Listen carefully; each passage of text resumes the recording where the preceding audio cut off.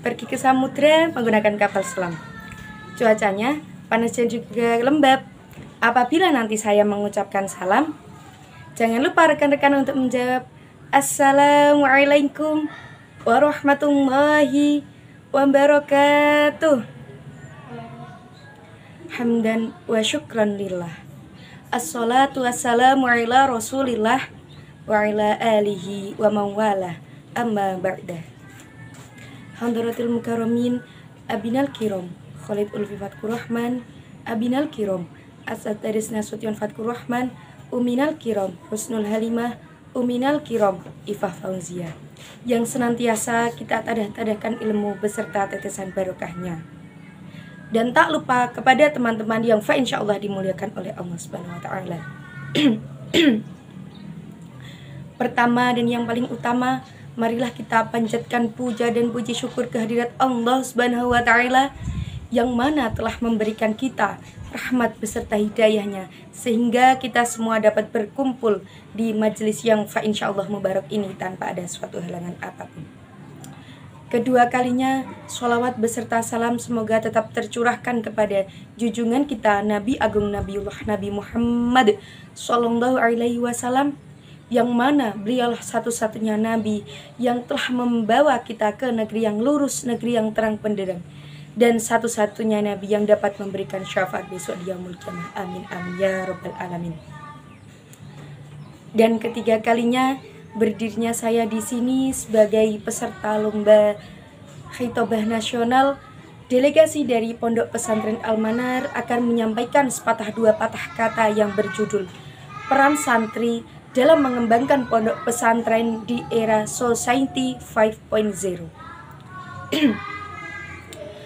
Santri merupakan salah satu aset bangsa yang sangat berguna dan sangat luar biasa karena kemampuannya dalam menjaga karakter bangsa.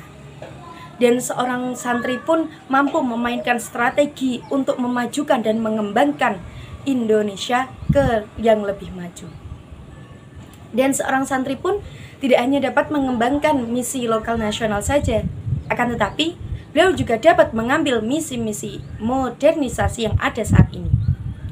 Seperti halnya prinsip pada seorang santri, yaitu al-muhafadhah 'alal qadimis shalih wal ahdu bil jadidil aslah, yang artinya seorang santri itu mampu mengembangkan tradisi-tradisi yang telah ada yang baik, dan dia juga mampu mengambil tradisi baru yang lebih baik.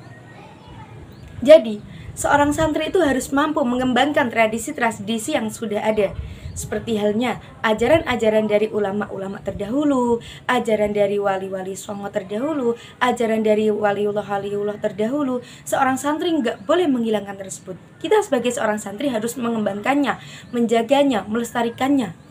Akan tetapi, jika kita hanya berada di lingkaran itu saja, hanya berada di situ saja, kita akan tertinggal jauh oleh perkembangan yang ada saat ini. Karena saat ini sudah ada globalisasi yang sangat berkembang pesat. Jika kita tidak mengikuti itu, kita akan tertinggal jauh dan kita akan berada di titik itu saja. Kita tidak akan bisa berpikir maju. Akan tetapi, kita juga harus pandai-pandai dalam memilihnya. Kita harus bisa menyaringnya. Jika kita tidak pandai, kita juga akan terjerumus ke dalam hal-hal tersebut. Terutama hal-hal yang bertentangan dengan syariat Islam. Dan tradisi santri yang sangat menonjol pada diri seorang santri yaitu sifat rela menolong, sifat bersahaja, sifat mandiri, tawadhu, moderat. Sifat itu sangatlah penting pada diri santri, sangat berharga pada diri santri, karena sifat tersebut telah dicontohkan oleh pahlawan-pahlawan negara terdahulu yang berlatar belakangan sebagai santri. Seperti halnya Insinyur Soekarno, Dr. Andes Muhatta, beliau merupakan salah satu murid dari ulama terdahulu. Dengan sifat yang dimilikinya, alhamdulillah negara kita Indonesia sudah merdeka. Dan detik ini pun masih alhamdulillah masih merdeka. Dan tugas kita saat ini yaitu menjaga dan melestarikan kemerdekaan Indonesia yang telah ada. Kita memang tidak berkorban seperti halnya pahlawan-pahlawan terdahulu. Akan tetapi tugas kita saat ini adalah menjaga dan mengembangkan kemerdekaan yang telah ada. Dan kita sebagai santri harus rajin-rajin. Kita sebagai santri harus meningkatkan thalabul ilmi kita, menjaga thalabul ilmi kita, menjaga niat kita dari awal. Allah berfirman dalam surat Al-Mujadalah ayat 11. A'udzu billahi minasyaitonir rajim. Bismillahirrahmanirrahim. Yarfa'illahu alladhina amanu minkum walladhina utul ilma darajah. Al-ayah. Yang artinya Allah akan meninggikan derajat orang-orang yang beriman di antaramu dan orang-orang yang mendapatkan ilmu beberapa derajat. Quran surat Al-Mujadalah ayat 11. Jadi, kita sebagai santri harus bersungguh-sungguh dalam mengemban ilmu, terutama ilmu agama. Karena dengan ilmu agama, kita dapat membentengi diri kita dari hal-hal yang tidak baik. Dan santri, pengertian dari seorang santri ialah tidak hanya seseorang yang duduk di bangku pesantren dengan menimba ilmu agama. Akan tetapi santri tersebut adalah, menurut pengertian secara luas, seorang santri ialah seseorang yang menjaga tradisi santrinya, baik saat dia masih duduk di bangku pesantren maupun saat dia sudah menjadi alumni santri. Dan seorang santri itu tidak ada yang namanya mantan santri, itu tidak ada. Akan tetapi adanya alumni seorang santri. Jika dia mampu menjaga tradisinya seorang santri, mampu menjaga akhlaknya, itulah yang dinamakan seorang santri. Karena santri merupakan seorang yang sangat ditunggu-tunggu oleh negara. Dirinya sangat didamba-dambakan oleh didamba-dambakan oleh negara. Mengapa demikian? Yaitu tadi, dengan sifatnya. Seorang santri di pesantren, dia tidak disuguhkan dengan ponsel. Apalagi di era saat ini, di era Society 5.0, di mana semuanya menggunakan digital. Yang lebih besarnya yaitu dengan menggunakan internet.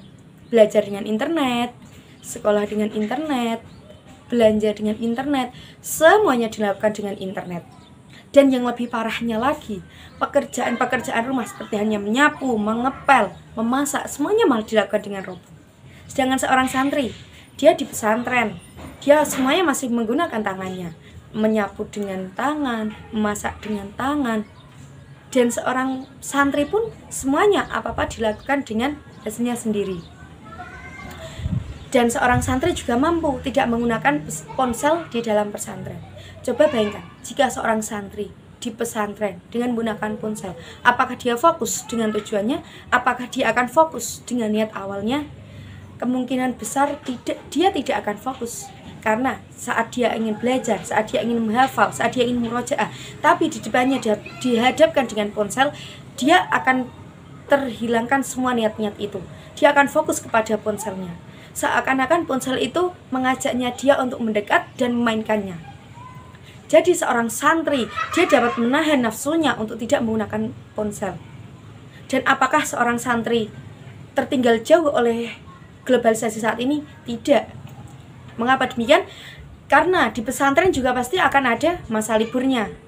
Dan tidak mungkin di pesantren tidak ada masa libur. Dan pasti saat ada masa libur itu, semua santri saat di rumah maupun saat dia tidak pulang, dia akan memegang alat elektronik, terutama ponsel itu sendiri. Nah, dengan ponsel itu, seorang santri dapat menyampaikan ilmu-ilmu yang dia dapat mengamalkan ilmu-ilmu yang dia tahu dengan menggunakan ponsel tersebut. Jadi di pesantren seorang santri itu dituntut untuk mengambil ilmu yang sebanyak-banyaknya, kemudian saat dia liburan dia mengamalkan ilmu-ilmu yang dia dapatkan. Insya Allah semuanya itu akan mendapat barokah dan mendapat kemanfaatnya sendiri-sendiri. Dan mungkin ini saja yang dapat saya sampaikan, kurang dan lebihnya saya mohon maaf yang sebesar-besarnya. Wallahu muwaffiq ila aqwamit thoriq. Wassalamualaikum warahmatullahi wabarakatuh.